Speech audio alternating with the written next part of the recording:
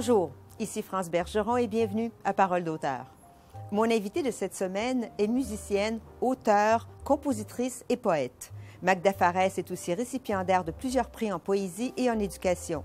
Dans ses 2 livres, elle nous démontre que la poésie est un livre merveilleux qui nous donne le droit de garder la tête dans les étoiles et les pieds sur terre pour contribuer à bâtir un monde meilleur.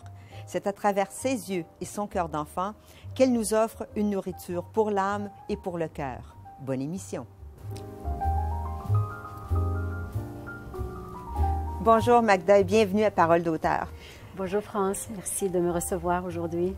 Magda, vous aviez 20 ans et vous avez décidé de quitter votre Égypte natale pour venir dans le froid du Canada. Quelle folie! Oui, c'était ça à l'époque, c'était une folie. Mais non, pas du tout, je ne regrette pas. C'est un choix. Je suis venue ici par choix. D'ailleurs, je taquine mes amis québécois, je leur dis, vous savez, je suis plus québécoise que vous autres. Ah oui, comment ça, Magda? Je dis, parce que vous n'avez pas le choix d'être ici, c'est votre pays. Tandis que moi, j'avais le chois. C'était un choix, oui. Alors est-ce qu'il y avait une raison pour laquelle vous vouliez venir ici? Je voulais d'abord vivre d'autres horizons.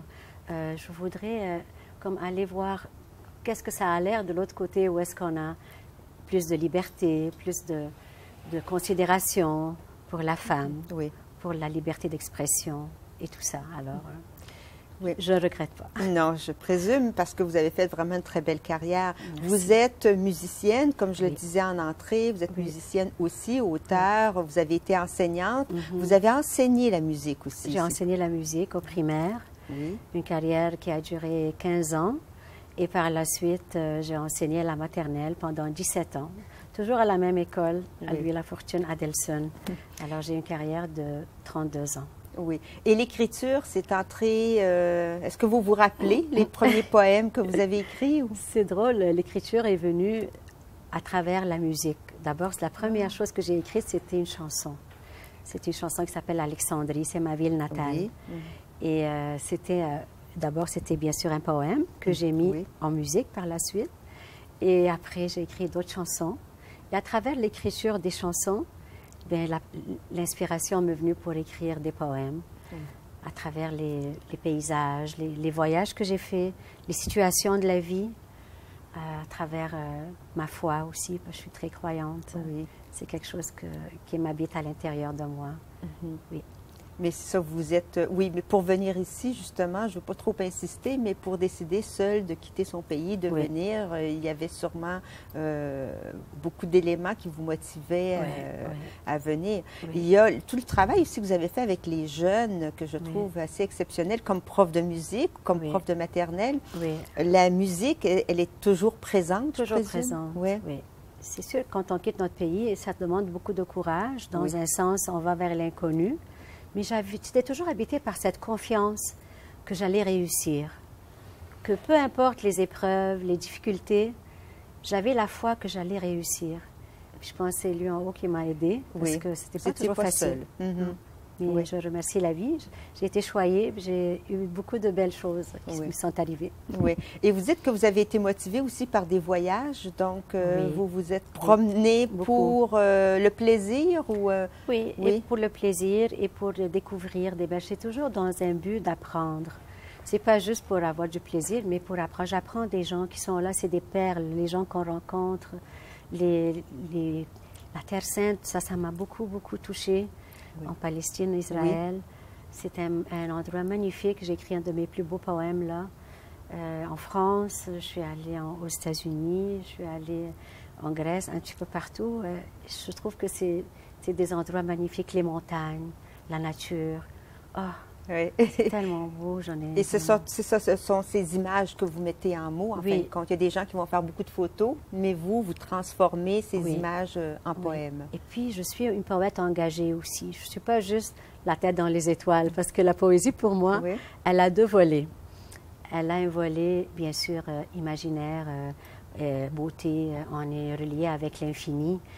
Ça nous amène à nous élever vers le haut, donc la tête dans le ciel, dans les étoiles. Mais les pieds sur terre, j'ai bien les pieds sur terre, comme un arbre bien enraciné, pour bâtir un monde meilleur. C'est ça mon but avec la poésie. Oui. Alors, pour nous donner justement une idée de votre type d'écriture, je vais prendre une pause pour nous permettre de vous écouter nous réciter un poème. Avec plaisir, France.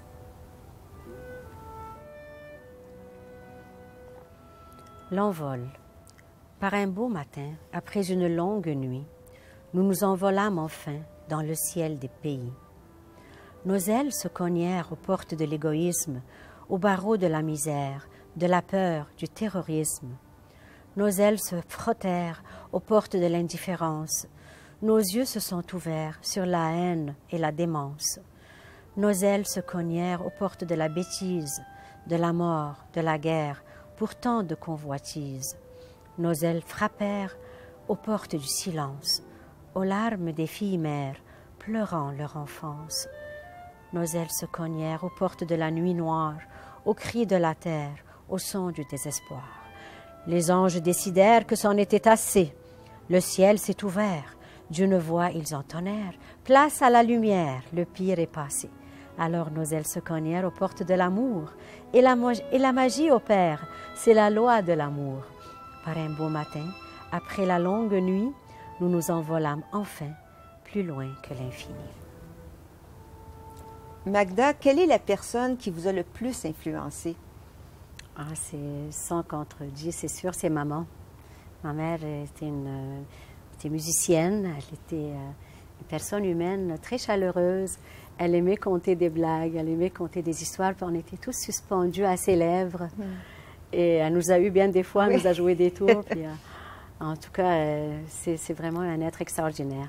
C'est comme votre mentor, si on peut dire? Puis elle a été professeure aussi, elle était enseignante en musique. Puis elle m'a toujours dit, ne fais pas ce métier-là, c'est très exigeant enseigner. Mais je ne l'ai pas écouté. Non. Elle a été votre mentor, mais pas pour ça. Vous ne l'avez pas écouté. Je ne l'ai pas écouté. Effectivement, c'est très exigeant. Mais, oui. Puis, mais c'est un beau métier quand même de transmettre. Oui, elle avait beaucoup un cœur magnifique, un cœur en or. Oui. Puis, elle a dû être très triste quand vous avez quitté, ou si elle était... Comment elle a péri ça de dire « Maman, j'abandonne le pays » Disons qu'elle a quand même su faire preuve de maîtrise. Elle n'a jamais pleuré devant moi. Peut-être qu'elle a pleuré après, je ne sais pas. Mais ça m'a donné beaucoup confiance, le fait qu'elle savait que peu importe où j'irais dans le monde, que j'allais réussir. Oui. Alors ça m'a donné un coup d'envoi incroyable. Oh oui, le fait de savoir que ma mère, elle croit en moi, puis elle me supporte. Oui. Et est-ce qu'elle est venue vous voir ici? Elle est venue me voir, oui, plusieurs fois. Puis elle a vu Jean-Alexandre et Philippe, mes deux garçons. Les deux garçons, oui. Elle les a adorés. Puis elle m'a dit, Magda, quand tu vas avoir des petits-enfants, tu vas savoir c'est quoi. C'est des êtres tellement précieux. Et actuellement, je suis grand-maman. J'ai un petit-fils, mon bébé Jacob, le fils de Philippe. C'est un amour, puis c'est vraiment un miracle de la vie. Tu sais, quand on dit le miracle de la vie, puis là, tu prends dans tes bras, puis c'est magnifique. J'ai d'ailleurs écrit un poème dans mon livre pour lui, dédié à Jacob. Oui. Vos enfants sont choyés d'avoir une mère qui leur écrit des poèmes comme ça pour différents événements de leur vie. Mais il est arrivé quand même un malheur à un de vos garçons qui est entré à l'hôpital à Sainte-Justine. Mais finalement, tout ça a bien fini et vous vous êtes impliqué donc pour l'hôpital Sainte-Justine. Alors, racontez-nous un peu... Tout est bien qui finit bien. Jean-Alexandre, d'abord, j'étais enceinte, il était dans mon ventre, j'avais 2 mois de grossesse. Je me pensais bonne et forte, alors j'ai transporté un gros bac plein d'eau pour nettoyer la baignoire. Et pouf, j'ai eu une hémorragie interne, j'ai failli le perdre. On est monté à l'hôpital Sainte-Justine en trombe, puis ni une ni deux, ils ne nous ont pas fait niaiser des heures et des heures à l'accueil. Tout de suite, ces minutes étaient vraiment déterminantes pour la vie de mon bébé de Jean-Alexandre. Ils l'ont sauvé, heureusement. Et une autre fois par la suite, il y a eu comme un genre de réaction très forte à un antibiotique. Et puis, on est allé à Sainte-Justine parce qu'il y avait tous les symptômes d'une méningite. Le cou raide, puis la fièvre, tout ça. Même chose, ni une ni deux. Même pas eu le temps de prendre la carte d'assurance maladie. Ils montent en... C'est ça. Il y avait une urgence. Avec l'ascenseur en chaise roulante. Let's go. Puis on n'y est pas avec le pop, comme on dit en bon québécois. Alors, c'est ça. Ils n'ont pas perdu des minutes précieuses. C'est ça, c'est des minutes déterminantes pour la vie d'un enfant. Et ils l'ont sauvé. Alors, je leur dois beaucoup. Bien, c'est ça. Vous êtes très reconnaissante et vous faites beaucoup. Racontez-nous un peu tout ce que vous pouvez faire pour eux. Bien, j'ai rassemblé autour de moi une belle équipe de bénévoles, d'enfants, de parents, d'enseignants, des personnes de la paroisse, la Nativité de la Sainte Vierge, où je travaille actuellement. Oui. Puis, on a fait un beau spectacle bénéfice. On a ramassé 1 700 $ pour Sainte-Justine avec le spectacle bénéfice, avec la vente d'un de mes CD ici, Voyage. Oui. Et avec ce beau livre-là. Le premier livre, oui, je veux y revenir à votre premier livre. Alors, il y a eu donc le CD qui, puis le spectacle, et le spectacle, voilà. Dans la rive sud de Montréal. Oui. Et c'est à la suite de ça que vous avez décidé aussi de publier. J'ai publié un livre aussi. Le livre Bonheur condensé. Bonheur condensé, oui. Alors, comment vous avez fait vos choix de textes pour... comment ça se bâtit un livre de ce genre? D'abord, ça partit de mon goût du bonheur. Je voulais partager le bonheur autour de moi. Et c'est comme un petit peu dépend de ma vie, toutes des tranches de ma vie que j'ai rassemblées dans ce livre, à travers des poèmes, des chansons. Et il y a aussi à la fin un CD, où je récite mes poèmes. Oui. Et j'ai vraiment adoré ça. C'est comme un poème de votre vie, en fait, hein, parce que vous avez un poème pour votre sœur, par exemple. Vous êtes... on vous voit avec vos garçons. Alors, il y a vraiment des poèmes de tout genre, là, mais c'est de la vie courante, en fait, c'est ça. C'est que vous trouvez, si je vous comprends bien, le bonheur au travers plein de petits gestes de la vie. Plein de petites choses. Il y a même la gourmandise ici. Oui, le gâteau, j'ai vu. Les gens qui aiment beaucoup manger, bien, il y a un poème qui s'appelle Sacrée gourmandise. Sacrée gourmandise, oui, c'est ça. Ça a gagné le premier prix au concours international de poésie, l'Encre bleue, en 2008. Et je ne suis pas une personne très gourmande de nature.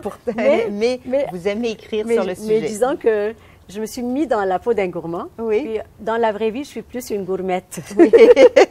J'ai inventé le terme, une gourmette, parce que j'aime déguster des bonnes choses. Puis c'est la vie, c'est la création de Dieu, c'est des bonnes choses de la vie. Pourquoi pas? Pourquoi pas manger des bonnes choses saines aussi. Puis la modération a bien meilleur goût. Mais je remarque, c'est ça, le fait de parler un peu de tous ces sujets qui nous entourent, démocratise, si je peux dire, la poésie. C'est-à-dire que ça rend la poésie accessible à tous. C'est vrai, France. Je ne pensais jamais avoir à apprécier, lire et trouver amusant un poème sur Sacrée gourmandise. Hein. On voit la poésie comme étant quelque chose de très fermé, hermétique. Ou des mots durs, ça ne mange pas en hiver. Mais disons que mon style est plus un style quand même accessible, mais sans tomber dans des mots très, très simples, que je veux quand même essayer d'enrichir le vocabulaire même les enfants peuvent lire mes poèmes et les comprendre. Les grands, il n'y a pas d'âge. J'ai décloisonné un peu la poésie, si vous voulez. Et avec des messages. Voilà. Et en plus, on voit aussi, on vous voit, à Alexandrie, on vous voit dans le ventre de votre mère au moment où elle vous portait. Alors, c'est un beau recueil aussi, je trouve, pour la famille, pour vos enfants. C'est vraiment intéressant. Et il y a des dessins aussi, parce que vous êtes peintre aussi, vous dessinez, vous faites de la peinture. J'ai appris à l'École des beaux-arts à Alexandrie, en Égypte. Et puis, j'ai fait 2 ans là-bas, puis j'ai adoré ça. Quand je suis venue ici, j'étais déchirée entre soit continuer les beaux-arts, soit continuer en musique, parce que j'ai étudié la musique depuis l'âge de 5 ans au Conservatoire d'Alexandrie. Finalement, j'ai opté pour la musique. Je n'ai pas regretté. Je suis allée à l'Université de Montréal, j'ai étudié et j'ai terminé un bac en musique. Et j'ai fait aussi une maîtrise en éducation pour mieux enseigner. D'accord. Bien, on va faire une deuxième pause pour écouter un autre récit ou un poème. Avec plaisir, France. France, veux-tu m'accompagner lors de mon poème, plus ou moins? Avec plaisir. Je vais faire le moins, tu vas faire le plus. D'accord. Lors d'une joute oratoire à la tombée du soir, Moins commença de sa plus forte voix. Moi. Va-t'en jouer ailleurs, c'est moi le meilleur. Tu, nous. Allons jouer ensemble, nous serons les meilleurs. Va-t'en chez le diable, va te faire cuire un œuf. J'ai converti le diable, il a un cœur tout neuf. Je vis dans la peur, je ne vois rien de beau. Avec les yeux du cœur, tout redevient beau. Même mon nez scellé qui me cause bien des maux. Dois-je te rappeler, tu es bien né, mon jumeau? Je m'en fous, je bougonne, je claironne haut et fort. Je vis dans la noirceur, je songe à la mort. Peu importe tes soucis, tes peines, tes problèmes, la vie te sourit et te dit « je t'aime ». La vie est injuste. Qu'est-ce que j'ai fait au bon Dieu? Je veux juste mourir puis fermer les yeux. Pense un moment, réveille ta conscience, relève-toi, prends ton mal en patience. Tu sais rien du tout, c'est moi qui impose. Je t'accepte comme tu es, c'est moi qui propose. Je m'isole, je m'enferme, je garde rancune. Je t'accueille, je t'écoute, je pardonne tes lacunes. Je me prends au sérieux, je veux tout contrôler. Je ris de moi-même, je veux m'abandonner. Je vis enchaînée à la geôle du passé. Je vis au présent sans jamais me lasser. Je me blâme, j'enflamme, je maudis mon sort. Je remercie la vie de toute mon âme et mon corps. Je sème la peur, l'angoisse, la terreur. Je sème la confiance, la paix, le bonheur. Je suis souffrance, désespoir, malchance. Je suis courage, lumière, abondance. Je n'ai plus de projet, je n'ai que des regrets. J'ai pour toi des étoiles, des rêves à tricoter. Mais je n'ai pas le temps. On a l'éternité.